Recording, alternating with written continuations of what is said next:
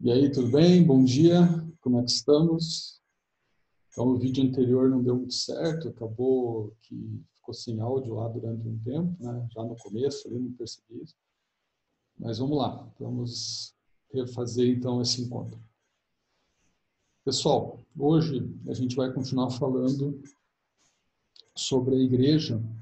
Então, nós estamos vindo falando, né, sobre a igreja já há algum tempo. E aqui para nos acompanhar, aqui, está o Papa São João Paulo II, né, uma imagem de São João Paulo II, um Papa, né, então ele é o nosso guia da igreja, né, então por isso que eu trouxe ele aqui para nos acompanhar nesse encontro. E hoje nós vamos continuar, a gente então falou sobre a igreja, quando veio o Espírito Santo.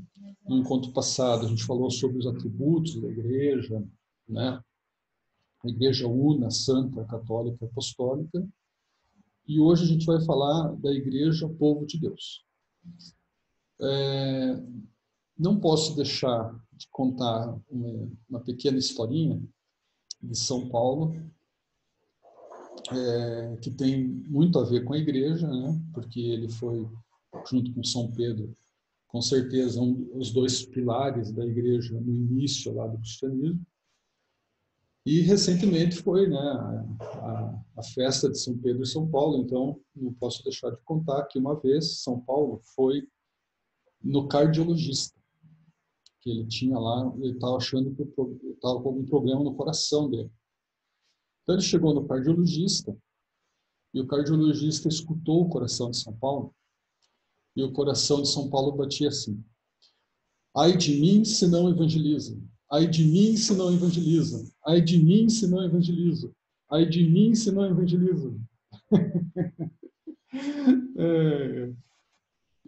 Quem dera a gente tivesse, né, esse coração de São Paulo, né? Então sair evangelizar, né, sair para ir levar o evangelho de Jesus a tanta gente que precisa, né? É com certeza a melhor coisa que a gente pudesse fazer na nossa vida. Tá? Uma brincadeira, ok? Mas vamos lá. Então, inicialmente aqui vamos fazer uma pequena oração pedindo, né? Então que nosso encontro tenha bastante frutos, né? Que a gente possa entender, né, todas as coisas que a gente vai falar hoje. Vamos pedir, então, a Nossa Senhora, Mãe da Igreja, que ela nos ajude nesse mundo. Então, em nome do Pai, do Filho e do Espírito Santo. Amém. Ave Maria, cheia de graça, o Senhor é convosco. Bendita sois vós entre as mulheres, e bendito é o fruto do vosso ventre, Jesus. Santa Maria, Mãe de Deus, rogai por nós, pecadores, agora e na hora de nossa morte. Amém. Então, quando a gente fala de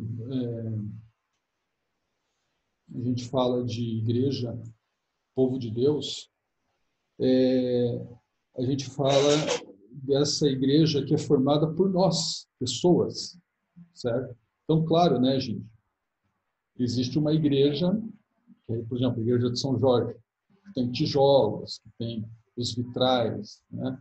Que tem as decorações e tal, e que é um espetáculo. A nossa igreja é muito bonita. Mas hoje nós vamos falar não dessa igreja, né, de tijolos, né? Então ali está escrito no texto, muito além de sua estrutura física feita de tijolos ou madeira, a igreja é a comunidade dos seguidores de Jesus. E para continuar a missão que Jesus nos deixou, ela deve ser uma comunidade viva. A igreja viva de Jesus são as pessoas, somos nós, e a porta de entrada na igreja é o nosso batismo. Então, desse texto a gente já pode perceber o seguinte, que a igreja era formada pelos batizados, né? Nós somos batizados e somos da igreja.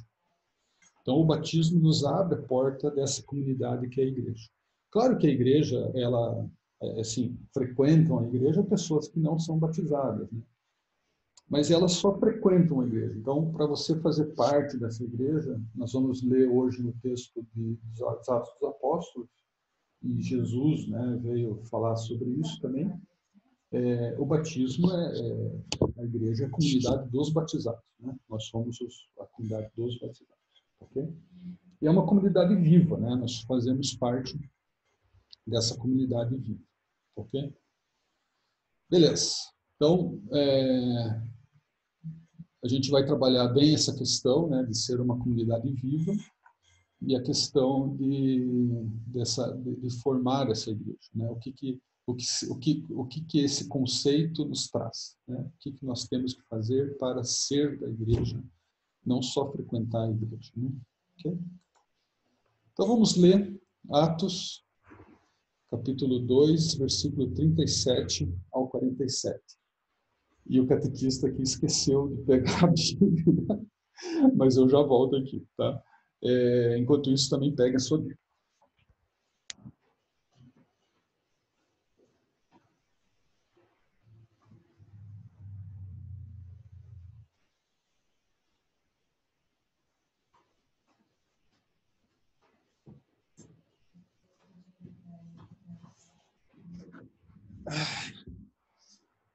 Beleza, desculpe.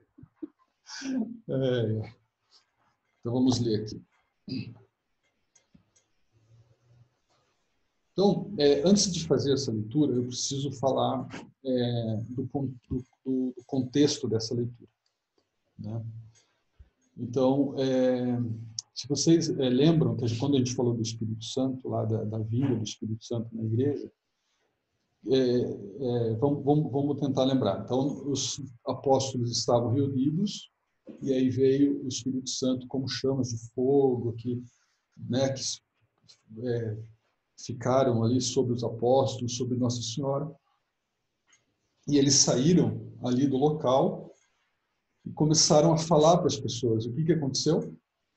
Uma coisa incrível, né? As pessoas ouviam, os apóstolos falavam em hebraico, em aramaico, na língua deles, e todo mundo ouvia na sua própria língua, né? Então aquilo foi uma coisa assim espetacular, né? Uma coisa incrível. Então, se a gente seguisse a leitura, essa leitura lá do Espírito Santo, nós íamos ver que São Pedro tomou a palavra e fez um discurso, né? Ele fez um discurso para aquelas pessoas que estavam lá. E ele falou de um modo assim muito legal, gente, assim, tipo doutor da igreja, né? O cara conseguiu falar sobre quem era Jesus, de onde que ele veio, fez referências aos profetas do Antigo Testamento, né? E se a gente observa toda essa fala de São Pedro e observa as passagens onde São Pedro falou também quando eu estava junto com Jesus, a gente vai perceber que é uma ação do Espírito Santo, porque na verdade São Pedro aparentemente não tinha todo aquele conhecimento que ele demonstrou nesse discurso. Então, se você quiser, leia o discurso de São Pedro, que é antes desse texto que nós vamos ler. Tá? Então, começa lá no versículo 14 desse Atos, né, capítulo 2, versículo 14, o discurso de São Pedro. Mas nós vamos ler então o finalzinho, né, dessa história toda. Quer dizer o seguinte: São Pedro fez o discurso e as pessoas que estavam lá, a gente vai ouvir essa parte agora, né? O que aconteceu depois do discurso de São Pedro. Tá? Então vamos lá, versículo 37. Ao ouvirem essas coisas, ficaram compungidos no íntimo do coração e indagaram de Pedro e aos demais apóstolos. O que quer dizer compungidos, né? Eles ficaram tocados no coração, né? Eles ouviram o que Pedro falou e aquilo tocou no coração das pessoas que estavam lá. E eles perguntaram a Pedro e aos apóstolos: o que devemos fazer, irmãos? Pedro lhes respondeu: arrependei-vos e cada um de vós seja batizado em nome de Jesus Cristo para a remissão dos vossos pecados e recebereis o dom do Espírito Santo. Pois a promessa é para vós, para os vossos filhos, e para todos os que ouvirem ao longe o apelo do Senhor nosso Deus. Então se vê que Pedro já estabelece ali que eles precisam ser batizados, né? Então, o que eles têm que fazer? Se arrepender dos pecados e serem batizados. Ainda com muitas outras palavras, exortava-os, dizendo: salvai-vos do meio dessa geração perversa. Os que receberam a sua palavra foram batizados, né? Então, os que foram batizados, né, estavam ali, foram batizados. E naquele dia elevou-se a mais ou menos 3.000 o número de adeptos. Então, 3.000 foram batizados naquele dia, né? Faltou água, né, na cidade, né, de tanto batismo que foi feito naquele dia. A Sanepar ia ficar nervosa lá, né, de tanta água que foi. Bom, 3.000, né? 3.000, olha só, o número, né? 3.000. O que quer dizer? Assista lá na segunda parte da introdução ao estudo bíblico, né? 3 quer dizer o número bíblico, né? O número de Deus, né? E 1.000 é incontável, né? Então a gente pode interpretar que aquele início da igreja ali com 3.000, né? É um número incontável, é um número de Deus incontável, quer dizer, é como se Deus já fosse a igreja de Deus, né? A igreja é divina, né? Incontavelmente divina. Continuando, perseveravam eles na doutrina dos apóstolos, nas reuniões em comum, na fração do pão e nas orações. De todos eles se apoderou o temor, pois pelos apóstolos foram feitos também muitos prodígios e milagres em Jerusalém, e o temor estava em todos os corações. Todos os fiéis viviam unidos e tinham tudo em comum. Vendiam as suas propriedades e os seus bens e dividiam-nos com todos, segundo a necessidade de cada um. Unidos de coração, frequentavam todos os dias o templo, partiam o pão nas casas e tomavam a comida com alegria e singeleza no coração, louvando a Deus e cativando a simpatia de todo o povo. E o Senhor, cada dia, lhes ajuntava outros que estavam a caminho da salvação. Palavra do Senhor, graças a Deus. Ok? Nós vamos comentar algumas coisas dessa parte que eu li agora, né, dessa parte final. Então, vamos em frente. Então, primeiro, para nossa reflexão. Ali, na Bíblia, está escrito essa frase, né, que a gente acabou de ler. Eles mostravam-se assíduos aos ensinamentos dos apóstolos, a comunhão fraterna, a fração do pão e as orações. Essa é uma tradução de uma outra Bíblia, a Bíblia de Jerusalém. A tradução que eu li agora, ó, perseveravam eles na doutrina dos apóstolos, nas reuniões em comum, que é onde fala na comunhão fraterna, né, nas reuniões em comum, na fração do pão e nas orações. Tá? Então, só um pouquinho diferente. Sem problema. Então, pessoal, vamos refletir como viviam os primeiros cristãos. Né? Eles tinham essas 4 características que era bastante interessante. E para a gente refletir como que nós vivemos a nossa vida cristã, como que nós temos vivido a nossa vida cristã. Então, primeiro, eles mostravam-se assíduos aos ensinamentos dos apóstolos. Então, vamos ver que naquela época não tinha cristãos, não tinha católicos, né? Eram todos de outras religiões. Então, a primeira coisa, eles tinham catequese, né? Eles estudavam aquilo que os apóstolos diziam, né? Então, por exemplo, quando Paulo mandava uma carta, mandou uma carta lá para os romanos, lá para Coríntios, lá para os Gálatas. Imediatamente, aquelas pessoas de Gálatas já copiavam aquela carta e mandavam para as outras comunidades, né? Porque eles estudavam aquele ensinamento dos apóstolos. Mesma coisa, São Pedro, São Tiago, que escreveram cartas, né? Os primeiros evangelhos que estavam sendo escritos, Mateus, Lucas, João, Marcos. Então, são os ensinamentos que estavam ali começando e eles viviam esses ensinamentos. Eles aprendiam e passavam uns para os outros.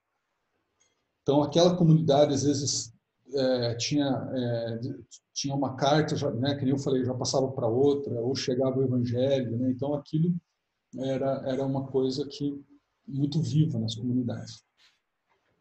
É a nossa catequese de hoje. Né? Nós fazemos catequese.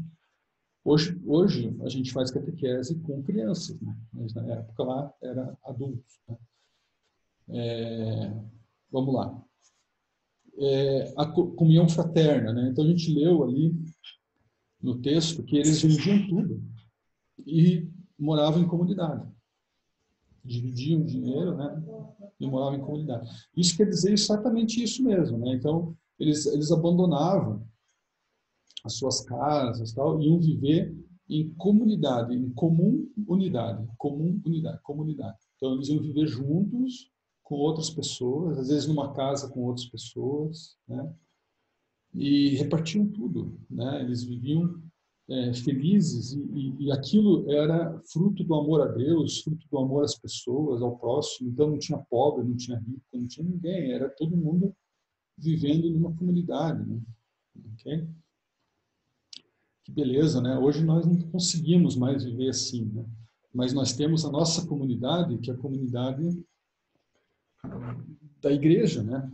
Nós vivemos em comunidade também. Não como os primeiros cristãos, a gente não vende tudo e vai morar todo mundo junto. Mas a gente sim, a gente tem a nossa comunidade, né? Que é a igreja de São Jorge, e essa comunidade é que a gente tem que viver junto.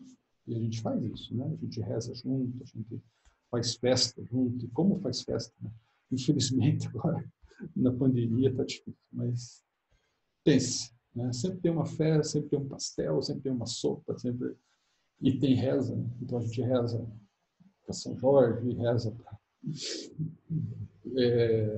Terço da Misericórdia e as missas, né? É muito legal se reunir em comunidade, estar em comunidade, descobrir o amor de Deus em comunidade, que eu amo a Deus de um jeito, o meu irmão ama de outro jeito, mas nós vivemos na mesma comunidade. Muito legal. Fração do pão, né? Então, a comunhão, eles já viviam na Eucaristia, né? Então, eles já tinha aquele simbolismo, né? De pegar o pão e dividir, e aquilo era o corpo de Cristo. E as orações, né? Como nós também, como eu já disse, viver em comunidade, viver em oração em comunidade. Eu acho que a nossa comunidade da São Jorge, em geral, reza bastante. A gente, né, tem bastante, né, essa coisa assim, de se unir, de rezar, de fazer terços, fazer novenas, missa, enfim, tudo mais. Né? E sempre tem oportunidade, né? Cerco de Jericó, não sei o quê, tá? Então sempre tem essas oportunidades né, de rezar, ok? E a igreja estabeleceu 5 mandamentos. Tá? Então, nossa igreja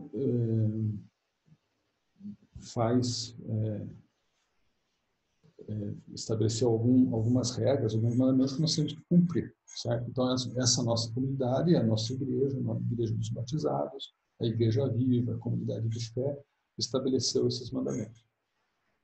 Que são, muitas vezes, fruto do quê? Dos 10 mandamentos. Né? Então, nós vamos ver aqui que eles falam pelo menos, né? Pelo menos, tá? Mas, porque a igreja tem esse tesouro, então ela quer dar para todo mundo esse tesouro. Nós já vamos falar. Vamos lá. Então, o primeiro mandamento da igreja: participar da missa inteira aos domingos e outras festas de guarda e abster-se de ocupações do trabalho. Então, domingo, gente, é um domingo. Domingo, a palavra domingo já quer dizer dia do Senhor, né? Então, os domingos a gente não trabalha, né? Normalmente, né? Quem às vezes não consegue, né? Tem que trabalhar, às vezes, né? Paciência, né? Mas vamos imaginar, se a gente não precisa trabalhar, não vamos trabalhar domingo. Okay? Essa aqui é a questão. Tá? Aqui em casa, né, por exemplo, eu vejo minha sogra. Né? Então, por exemplo, domingo, ela mora com a gente. Domingo, ela não lava roupa, por exemplo, porque ela pode lavar roupa segunda. Entende? Então, é isso que quer dizer. Se você pode fazer um trabalho em outro dia, não vai fazer domingo. Né? É isso que quer dizer abster-se de ocupações do trabalho. E participar da missa inteira aos domingos. Né? Então, a igreja nos pede isso. Não é participar na terça, na quarta, mas é aos domingos. Tá?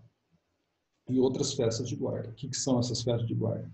É o Natal, que às vezes não cai no domingo, né? O Ano Novo, Corpus Christi, participar ali da Semana Santa, quarta-feira de cinzas, quinta-feira de cinzas, sexta-feira desculpa, quarta-feira da Semana Santa, quarta-feira santa, quinta-feira santa, sexta-feira santa, né? Sábado e domingo. Né? Então, são 5 dias que nós temos que ir todo dia na missa. Mas que legal se a gente fizesse o domingo dia do Senhor mesmo, né? Que a gente pudesse no domingo rezar mais, talvez pegar a Bíblia, ler mais a Bíblia, né? Claro, é um dia também que a gente vai passear, vai se divertir, vai fazer, mas talvez ter ali um momento, né, em família, por exemplo, rezar uma dezena do terço, por exemplo, ou rezar o terço, como muitas famílias têm esse costume, se reunir em família para louvar ao Senhor. Né? Isso é viver em comunidade viva de fé, né? Uma comunidade que reza junto. Tá? E também da participação da missa. Né? Eu sempre gosto de lembrar que a missa ela é uma oração que a gente faz essencialmente para Jesus Cristo. E se a gente perceber, nós não fazemos nenhuma outra oração para Jesus Cristo. Né? Claro, às vezes tem orações pequenas, né? Senhor Jesus, manso e humilde de coração, fazendo o coração parecido com o vosso.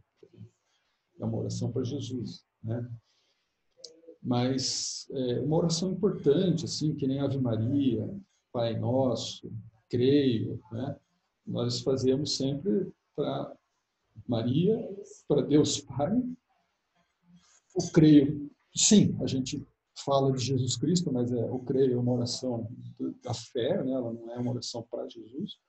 Mas na missa é que se dá a Eucaristia, é que se dá a fração do pão. É ali que a comunidade vive a sua fé, é ali que a gente expressa a nossa fé em Cristo, é ali que nós pedimos perdão a Cristo, é ali que nós estamos junto com Cristo na mesa da palavra, na mesa da Eucaristia. Então, a união com Cristo, gente, é um momento muito importante, incrível esse momento que é a missa.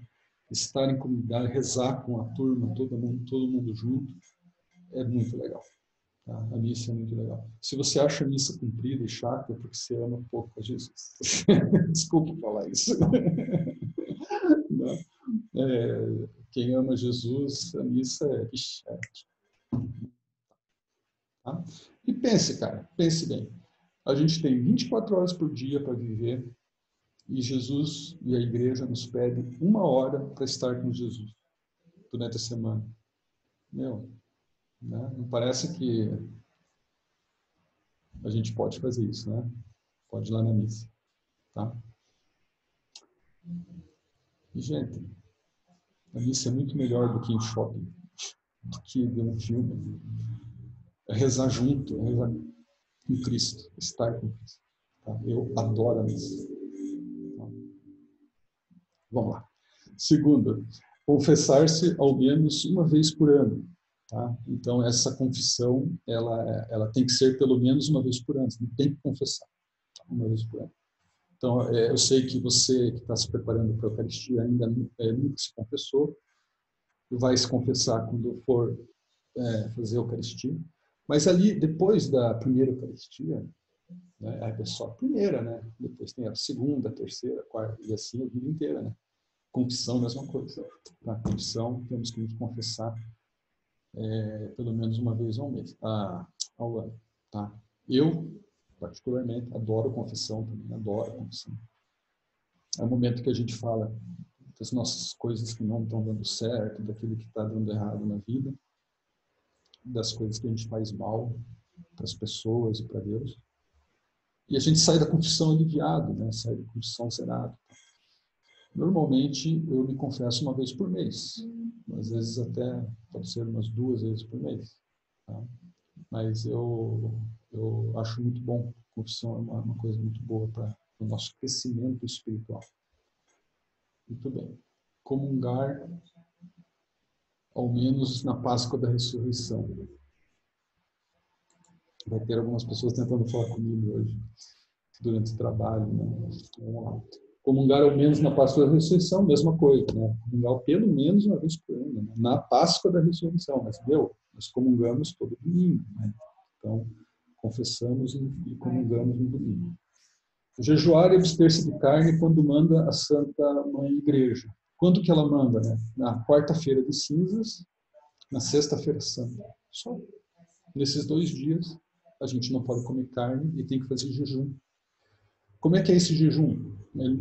A princípio, para quem consegue, né, é não comer nada. Na verdade é isso. Né? É um jejum de comer. Você pode tomar um chocolate, se quiser, um café. Mas que a gente possa, nesses dias, sofrer um pouco, né? Sofrer um pouco a nossa carne, nosso corpo, e passar o dia assim, sem comer. Tá? Não é muito difícil, não. Tá? É só se concentrar. Ajudar a igreja em suas necessidades. Então, quando eu era pequeno e fiz catequese, esse 5º mandamento não era ajudar a igreja em suas necessidades. Ele dizia assim, pagar o dízimo conforme o costume. Né? Então, pagar o dízimo. O que é o dízimo? O dízimo seria 10% do que a gente ganha, a gente dá para a igreja. Na verdade, a igreja não exige, né, 10%. Mas dar um pouco do que a gente tem, tudo que a gente tem é de Deus. Tudo que a gente tem é de Deus. Então, na verdade, o dízimo a gente só está devolvendo a Deus alguma coisinha que Ele nos deu. E a igreja ajuda muitos pobres, ajuda muitas pessoas. E também tem que sustentar a própria estrutura que tem, né, a igreja, certo? Tem que pagar o salário de funcionários, tem que pagar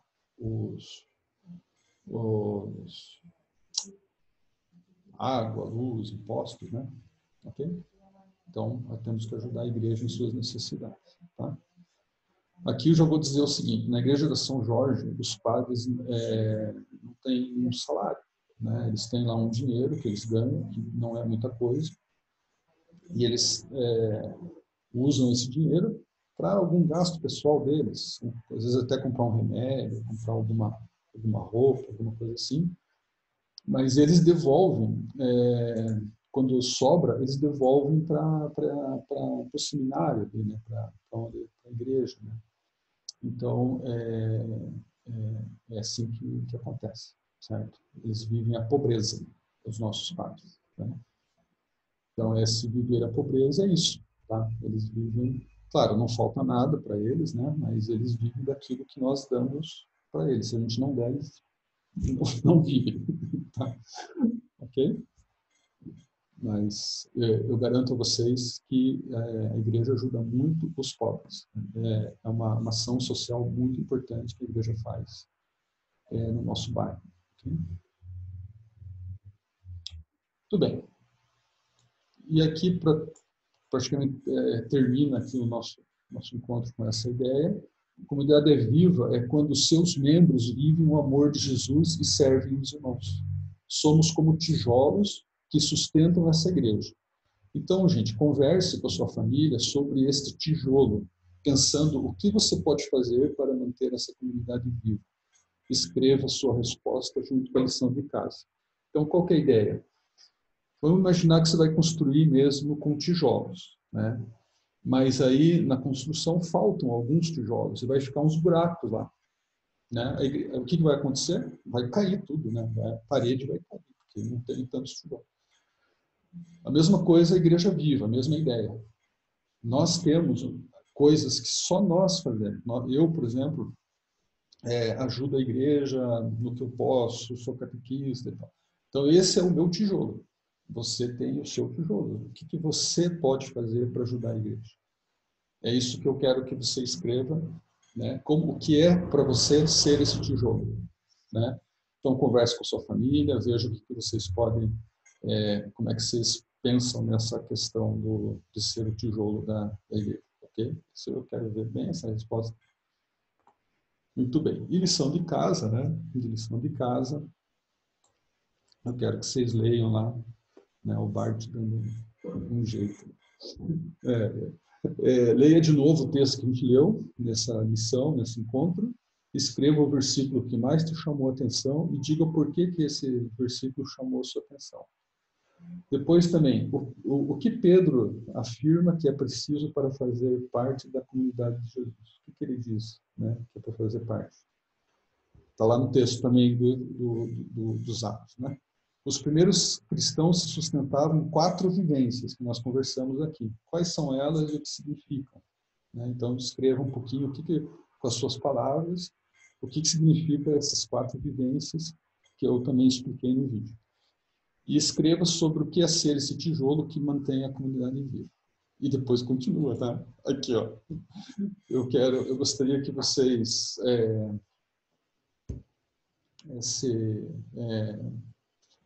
preenchessem, né, essas lacunas ali, os espaços que estão faltando.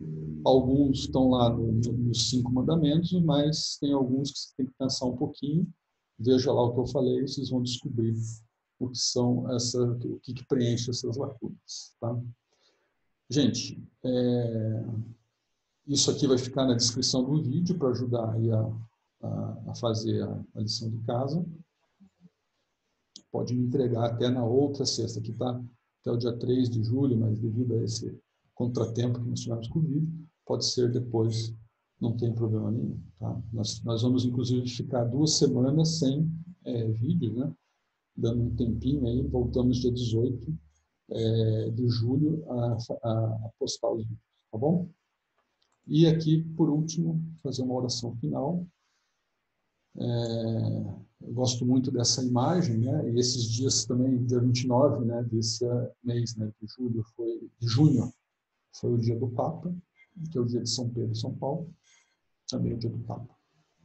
Então vamos rezar pelo Papa Francisco.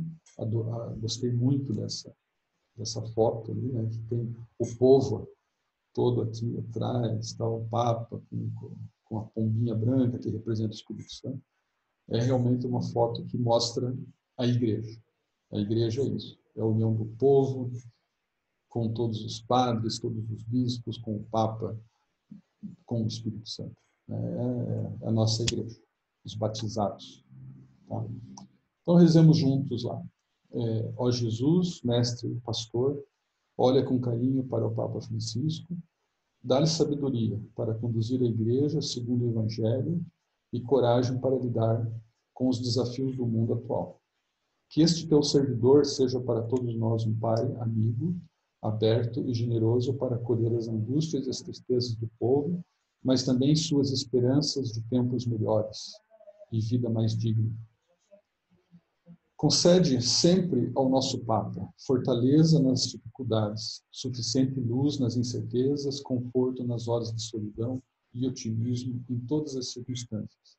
Abençoa, Senhor, o Papa Francisco, que sua simplicidade e testemunho de vida despertem em cada pessoa sincero desejo de maior comunhão com Deus e com os irmãos e irmãs.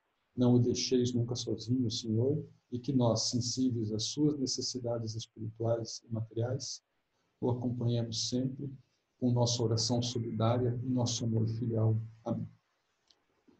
Sempre lembre de rezar pelo Papa, tá bom? É muito legal. Todo dia, pelo menos algumas Ave-Marias, alguma coisa a gente rezar pelo Papa.